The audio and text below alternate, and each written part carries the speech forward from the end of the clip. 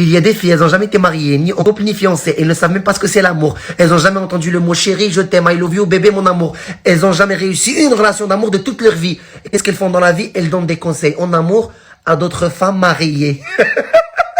Et on les appelle les conseillères en amour. Mais le pire dans cette histoire, c'est que ces femmes mariées et en couple, elles écoutent les conseils de ces femmes-là qui n'ont pas réussi en amour.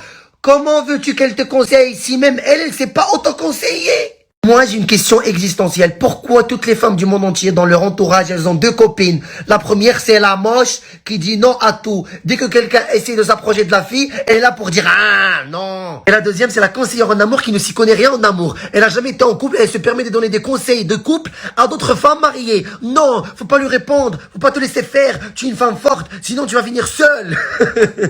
Mais toi, t'es seule, calme-toi.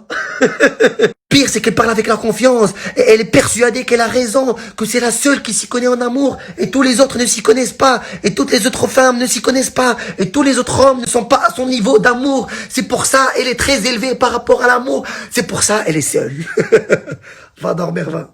Attention, même si quand elle voit un couple heureux, elle y va quand même pour donner des conseils. Même si la femme elle est heureuse, elle part pour lui dire que tu n'es pas heureuse. Toi, tu crois que tu es heureuse, mais moi je te vois pas heureuse parce que ton mari t'a fait croire que tu es heureuse. Parce que moi, je connais comment te rendre heureuse.